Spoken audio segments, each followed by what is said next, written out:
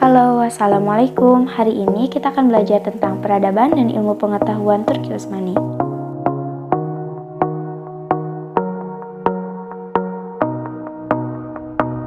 Nah, untuk latar belakangnya sendiri yaitu setelah Khilafah Abbasiyah di Baghdad runtuh akibat serangan dari tentara Mongol, kekuatan politik Islam juga mengalami kemunduran-kemunduran secara drastis. Wilayah kekuasaannya juga tercabik-cabik menjadi beberapa kerajaan kecil dan antara yang satu dengan yang lainnya saling memerangi. Beberapa peninggalan budaya dan peradaban Islam banyak yang hancur akibat serangan bangsa Mongol yang dipimpin oleh Hulagu Khan. Namun, kemalangan tidak berhenti sampai di situ. Timur Leng atau juga disebut dengan Timur Sipincang dari Uzbekistan juga menghancurkan pusat-pusat kekuasaan Islam yang lain.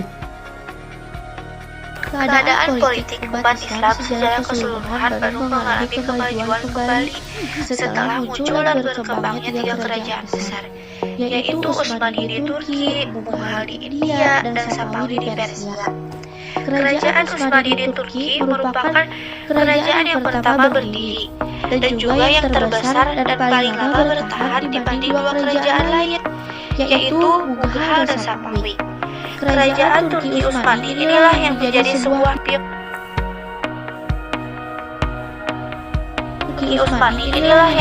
sebuah pioner dalam perkembangan dunia Islam pada masanya, dan juga kehancurannya menjadi sebuah pembuka masuknya di era industrialisasi ke dunia Islam. A. Kejayaan peradaban Turki Utsmani.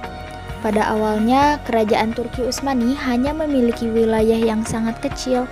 Namun, dengan adanya dukungan militer, tidak beberapa lama, Turki Utsmani menjadi kerajaan yang besar, bertahan dalam kurun waktu yang lama.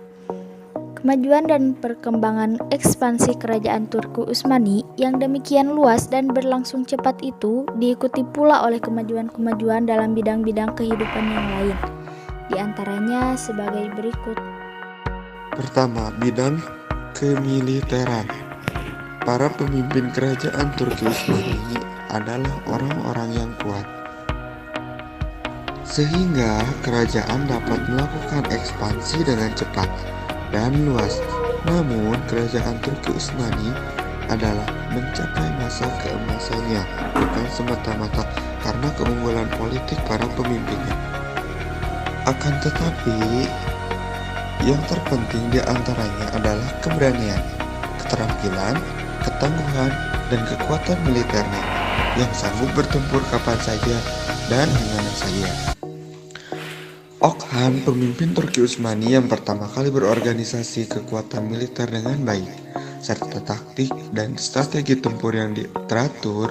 Pada periode ini, tentara Islam pertama kali masuk ke Eropa.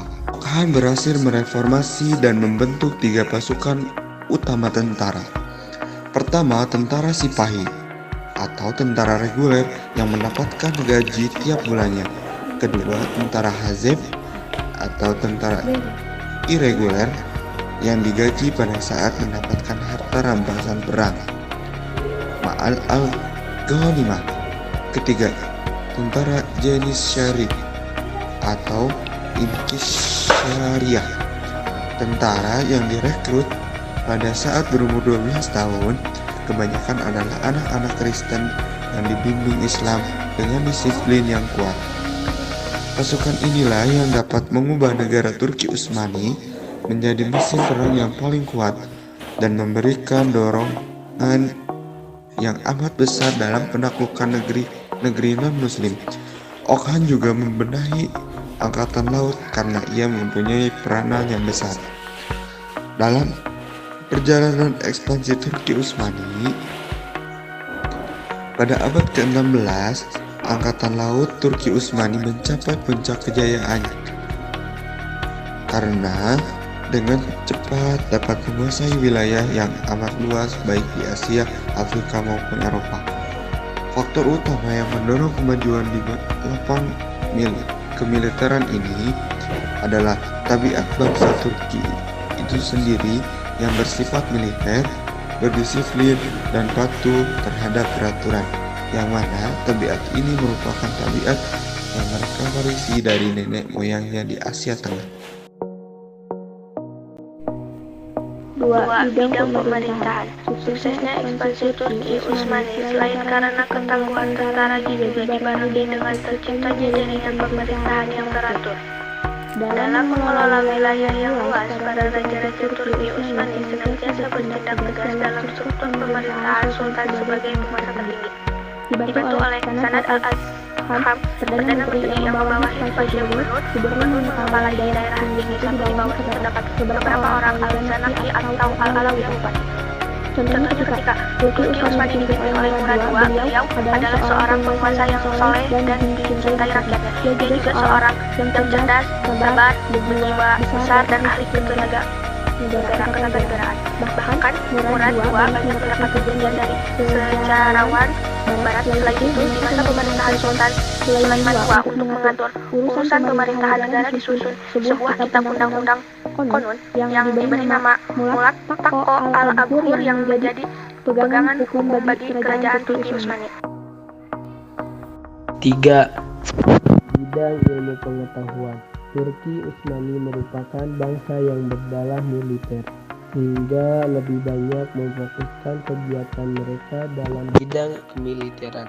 Sementara dalam bidang ilmu pengetahuan tidaklah begitu menonjol.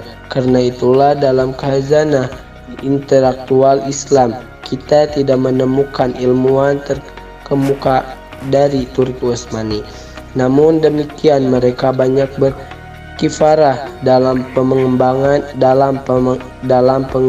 seni arsitektur Islam berupa bangunan-bangunan masjid yang indah seperti Masjid Al-Muhammadi atau Masjid Jami Sultan Muhammad Al-Fatih, Masjid Agung Sulaiman, dan Masjid Abi Ayyub Al-Ansari.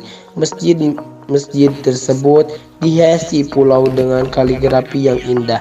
Ada salah satu masjid yang terkenal keindahannya kaligrafinya adalah masjid yang asalnya gereja Hagia Sophia, yang mana hiasan kaligrafi itu dijadikan penutup gambar Kristiani yang ada sebelumnya. Selain itu, pada masa Sultan Sulaiman I di kota-kota besar dan kota-kota lainnya banyak dibangun masjid, sekolah, rumah sakit, gedung, makam, jembatan, saluran air, villa, dan pembangunan dan pembandian umum. Yang keempat yaitu bidang budaya. Pengaruh dari ekspansi wilayah Turki Utsmani yang sangat luas, sehingga kebudayaannya merupakan perpaduan macam-macam kebudayaan. Di antaranya adalah kebudayaan Persia, Bizantium, dan Arab. Dari Persia, mereka banyak mengambil ajaran-ajaran tentang etika dan tata krama dalam istana raja-raja. Dari Bizantium, organisasi pemerintahan dan kemiliteran banyak diserap. Sedangkan dari Arab, mereka banyak menyerap ajaran-ajaran tentang prinsip-prinsip ekonomi, sosial kemasyarakatan, keilmuan, dan bahasa. Orang-orang Turki Utsmani memang terkenal sebagai bangsa yang suka dan mudah berasimilasi dengan bangsa asing dan terbuka untuk menerima kebudayaan luar.